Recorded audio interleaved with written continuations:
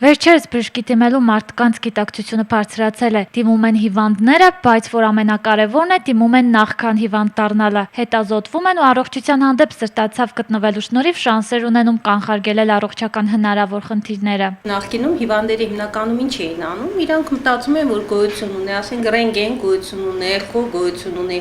եւ այլ ուրիշ հետազոտություններ, իրենք իրանք որոշում են, որ կգանք, սա կանցնենք, նա կանցնենք, նա կանցնենք, տեսնենք ինչ կա եւ դա բերում էր ահագին բարդությունների ինչ առումով, որովհետեւ հիվանդը չի կարող ճիշտ կողմորոշվի, թե իրան ինչ հետազոտություն է հարկավոր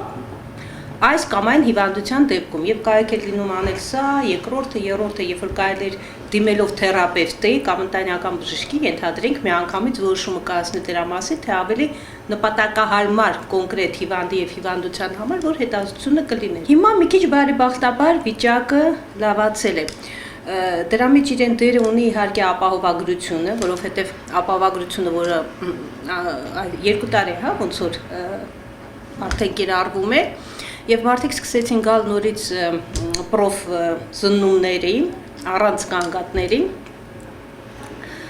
Դա շատ լավ էր այն առումով, որ հետազոտում են գրեթե բոլոր օրգանները, դիմում են տարբեր մասնագետների, եւ դա մեր առողջության պահպանման առաջին եւ կարեւոր փուլն է, որը պիտի կատարվի։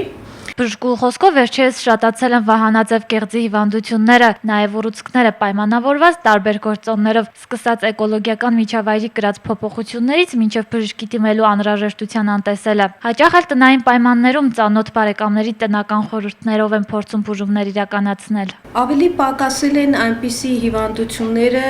որոնք մի շարք մարդկանց մոտ իհարկե, որոնք կախված են իրենց ապրելակերպի հետ, որովհետև ունենք հիմա մի խավ, բնակչության մի խավ, ճիշտ է, դա էլ ֆինանսական վիճակից է գալի, բայց արդեն ստեղծվել է այդ խավը, որոնք հետևում են իրենց։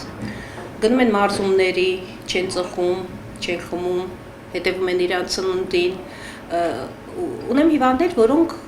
արդեն մոտ 10 տարի է, տարին մեկ պարտադիր գալիս են հետազոտվում են։ Ընդհանուր գալիս են ոտից գլուխ մի հատ նայվում են, էխոյա, ռենտգենայիսայինա, անալիզները հանձնում են, գնում են, որը նույնպես դրական շարժ է։ Շատ ավելի վատ է վիճակը սահմանամերձ գյուղերում, կան հիվանդներ, կա բուժ սարքավորում, չկան բժիշկներ։ Նույնիսկ հիվանդանոցներ կա, որտեղ սարքավորումները արդեն կան եւ լավ ժամանակակից սարքեր են, ունենք բժիշկների խիստ պահանջ։ Երիտասարդները չեն ուզում գնալ շրջաններում աշխատել։ Չեն ուզում։ Մենք պատրաստում ենք տարեկան, ես ինքս ամբիոնում եմ դասավանդում, ճառագայթային ախտորոշման մոտ 30-40 բժիշկ ենք պատրաստում տարեկան, նույնիսկ շրջաններից, երբ մեկ կամ երկու հոգին ուզի ցանկանա վերադառնա իրեն շրջանը աշխատի, եւ դա իհարկե լուրջ խնդիր է։ Ախտորոշումը հիվանդության հայտնաբերման process-ն է, կարևորագույն գործընթացներից է ու նախապայմանը բարեհաջող բուժում ստանալու։ Մասնագետները խորհուրդ են տալիս լինել աչալուրջ հիվանդության հանդեպ ու չվարանել դիմել բժշկի։ Մարգարիտ Ավանեսյան, Աշոտ Մնոյան, Սլաքեմ։